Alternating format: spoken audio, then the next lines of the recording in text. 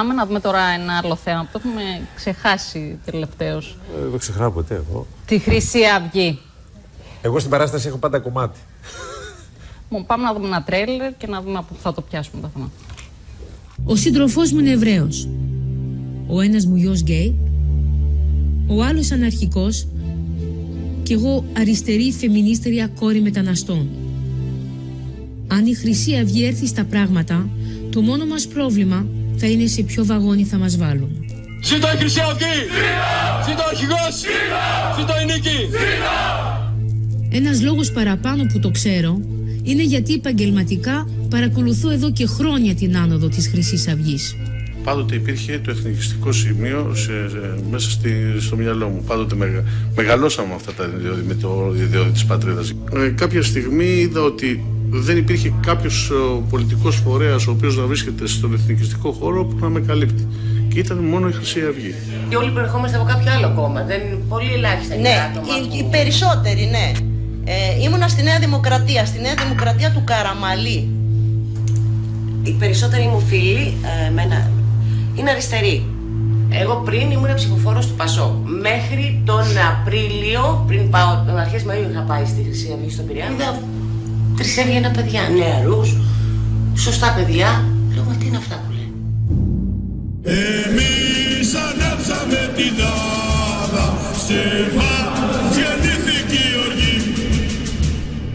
Λέει, σηκωθείτε όλοι να πούμε τον εθνικό ύμνο. Ανατρίχιασα, έκλαιγα, το λέω, έκλαιγα. Οι Έλληνες ήταν λευκοί φίλοι. Τώρα να μου έρθει εμένα εδώ ο Πακιστανός, ο οτιδήποτε κτλ. Μου αλλοιώσει το χρώμα μου για ποιο λόγο. Παρ' όλα αυτά, εάν αντιδρούμε, είμαστε ρατσιστές. Είμαστε.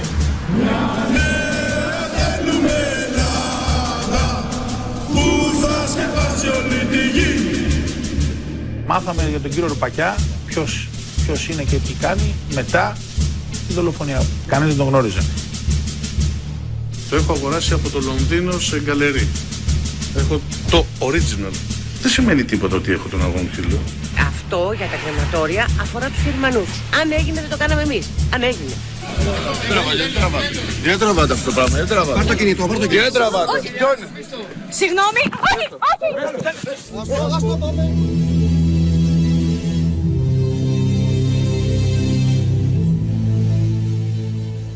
Είναι το ντοκιμαντέρ λοιπόν Χρυσή Αυγή, προσωπική υπόθεση της Αντζελίκ Κουρούνη. Η Αντζελίκ Κουρούνη είναι δημοσιογράφος που ζει και εργάζεται στη Γαλλία, είναι μαζί μας μέσω Skype. Καλό μεσημέρι κυρία Κουρούνη. Καλό μεσημέρι, καλώς σας βρήκα. Το ντοκιμαντέρ αυτό πρέπει να είναι καταπληκτικό. Αυτό που σκέφτομαι εγώ είναι πώς μπήκατε σε αυτούς τους ανθρώπους και σας μίλησαν, τους ψηφοφόρους της Χρυσής Αυγής. Με τι τρόπο? Μπήκα διότι, όπως το λέω καλά στο τρέλερ, το οποίο είναι σε ένα μοντάζ του Αντώνη Δημόπουλου, έκανε καταπληκτική δουλειά και θα ήθελα να το υπογραμμίσω. Ήταν δίπλα από το σπίτι μου, μοιράζομαι μεταξύ Γαλλίας και Ελλάδας και δουλεύω πάρα πολύ στην Ελλάδα, είμαι ανταποκρίτρια για γαλλικά μέσα και γαλλόφωνα μέσα στην Ελλάδα.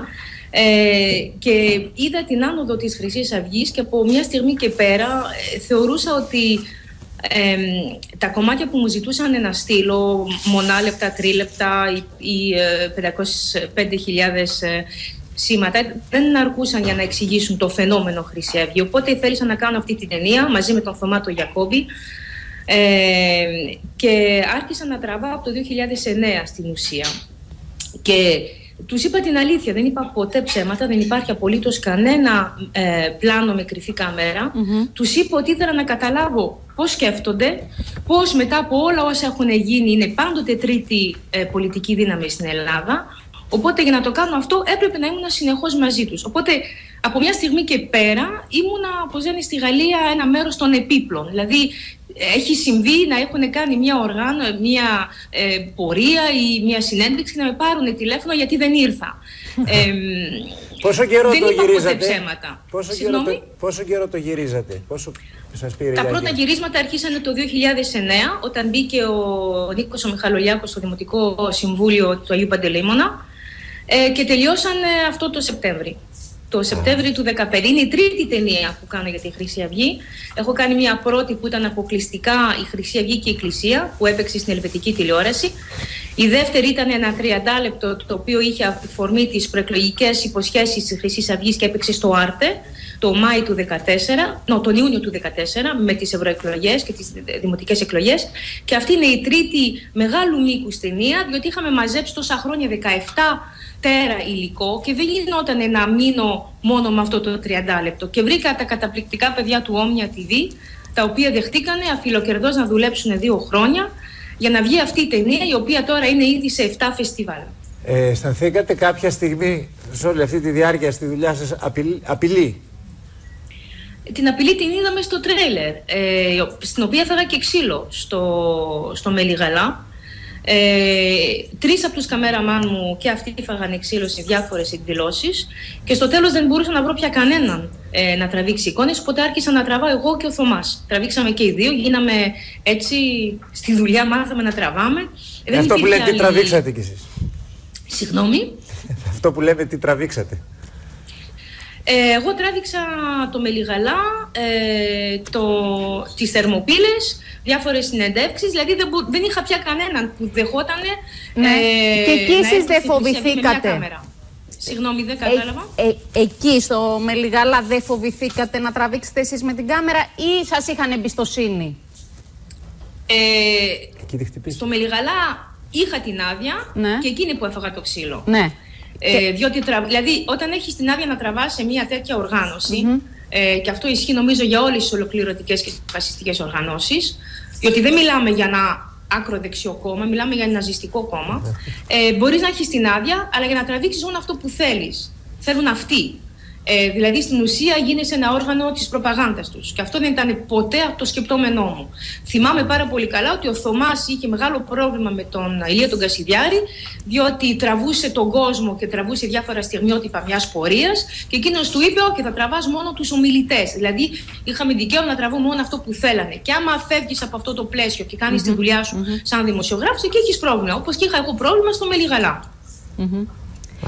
Εσείς, από όλη αυτή την εμπειρία που είχατε, τι καταλάβατε, γιατί ένας απλός άνθρωπος, εγώ δεν μιλάω τώρα για τα μέλη της εγκληματικής οργάνωσης, δεν ξέρουμε τι θα βγει τώρα στα δικαστήρια, αυτό είναι το επόμενο θέμα, αλλά γιατί πιστεύετε ότι ένας απλός άνθρωπος μπορεί να ψηφίσει Χρυσή Αυγή?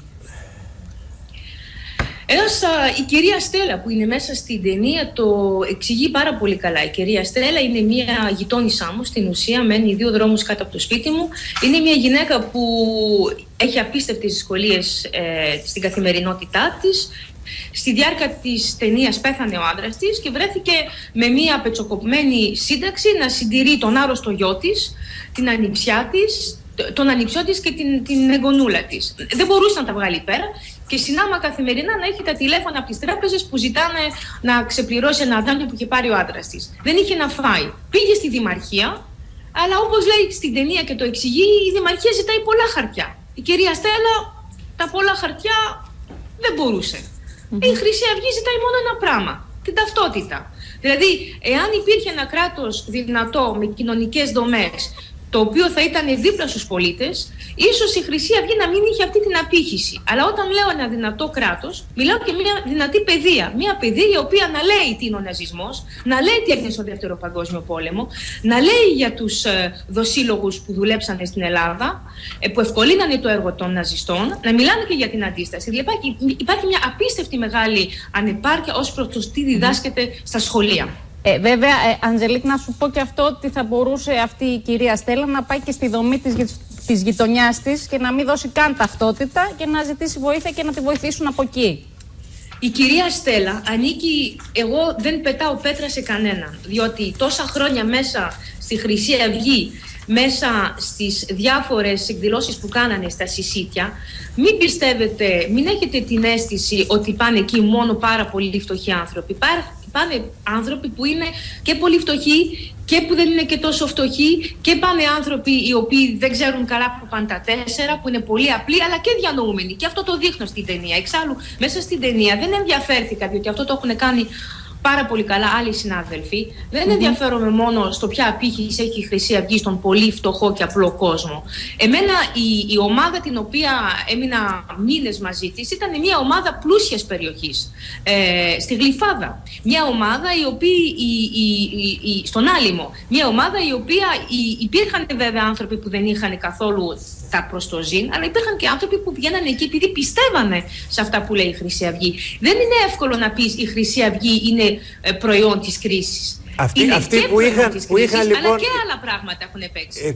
Αυτοί που είχαν οικονομική ευρωστία, γιατί προσχώρησαν στις τάξεις της Χρυσής? Διότι πιστεύω ότι υπάρχουν δύο λόγοι. Ο ένας είναι ότι πιστεύουν αυτά που λέει η Χρυσή Αυγή. Ο δεύτερος λόγος είναι ότι υπάρχει μια απίστευτη συχαμάρα μέσα στην ελληνική κοινωνία για το σύνολο του πολιτικού της συστήματος και των πολιτικών τους.